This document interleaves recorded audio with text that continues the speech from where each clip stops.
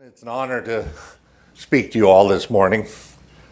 The Gates Institute was one of Bill and Melinda's earliest endeavors in global health.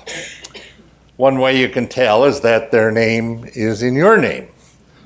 There are only two big projects that include the Gates name: the Gates Institute, which came first, and the Gates Foundation, which came along second. Despite the name, the credit for the idea behind the Gates Institute belongs wholly to Johns Hopkins University.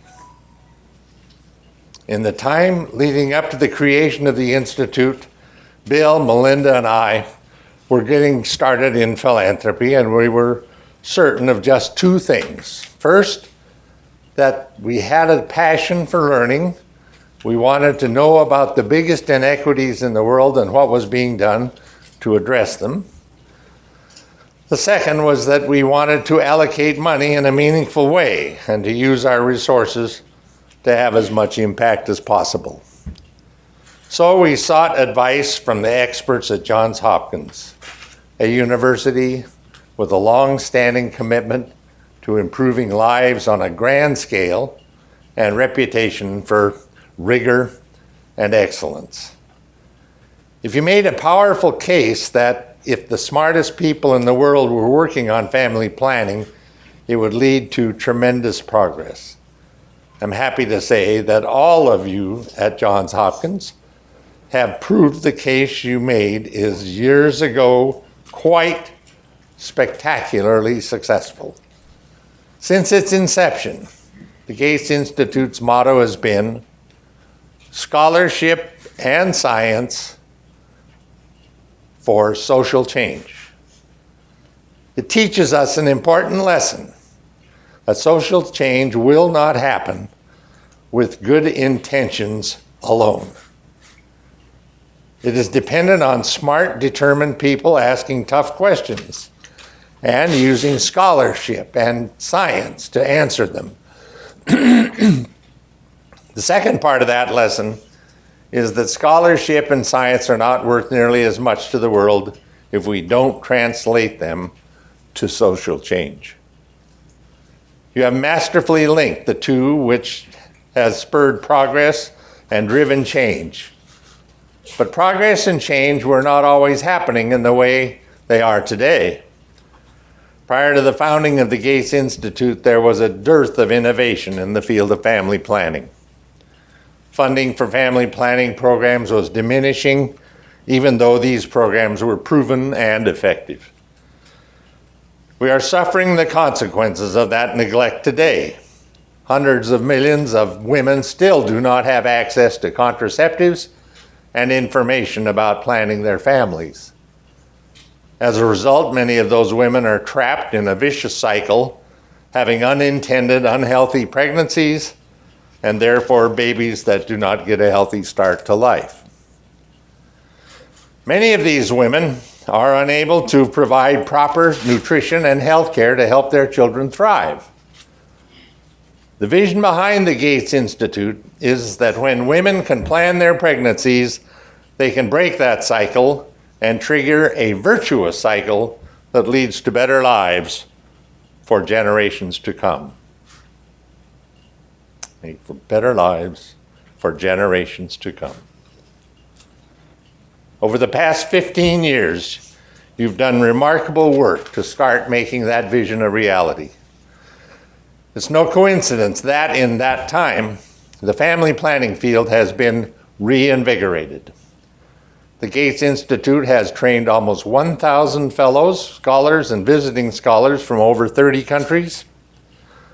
Hundreds of journal articles have been published by Hopkins faculty and in partnership with collaborating institutions. Your partnerships stretch around the world. 6 countries are now collaborating with the Institute to conduct research and training for reproductive health policies. Those partnerships have added at least 1,000 more people to the field, on top of the 1,000 you have trained here. And all of those people have been trained in their home country, adding their leadership and expertise where it matters most. The collective IQ and output of the Institute and its partnerships is filling knowledge gaps and arming decision makers with vital information. The Institute's graduates have become a new wave of advocates who are putting this issue back on top of global health agendas. One area where you've been especially influential is developing the evidence for the demographic dividend. When Bill and Melinda travel to developing countries, they talk to all sorts of ministers. They tell me that the health ministers are impressed with the statistics about how family planning will reduce maternal and child death. But since the finance ministers pick and choose where their money goes, they want to hear about how family planning can trigger economic growth. Having the demographic dividend argument so powerfully at our fingertips has changed everything. Academic output is great and necessary, but to change the field the way the Gates Institute has requires something else: leadership. Leadership. And that's what you have shown. You started the International Conference on Family Planning, which is now the most important event in the field. For the first time in a very long time, thousands of experts gather in places like Ethiopia and Senegal to talk about contraception and reproductive health. And these conferences are serving as a way to get politicians from those countries to grapple with the issues and pledge more support. The opening sessions are the key advocacy moments in the family planning field. I can't think of a better manifestation of your motto: scholarships and science for social change. In 2012, at the London Summit on Family Planning, the world made a bold commitment. Dozens of partners pledged to enable 120 million more women and girls to use contraceptives by the year 2020. What is more, the summit brought more than $2.5 billion new to support family planning. I'm especially proud that my daughter-in-law Melinda helped lead that particular event, and that she is one of the voices in a conversation that now spans the globe. Most of what she says she learned from your faculty in numerous conversations over the years, and she is not the only one. What gives me so much hope for the future is that the generation is better equipped than any before it to reach the goal of universal involuntary access to family planning. So much of that is thanks to the important work you do at the Gates Institute and the cadre of leaders you have educated and inspired. When I first got involved in learning about global health, I had already had a long and rewarding career as an attorney. I expected it would be a retirement job. Now here we are, celebrating the Gates Institute 15 years later.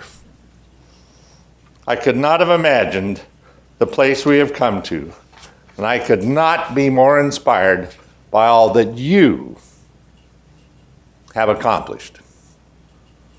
The work of this institute means a great deal to me. It means a great deal to Melinda and Bill, as I know if it does all of you. And it means a great deal more to millions of women and girls around the globe who are fighting for a better future. Thank you.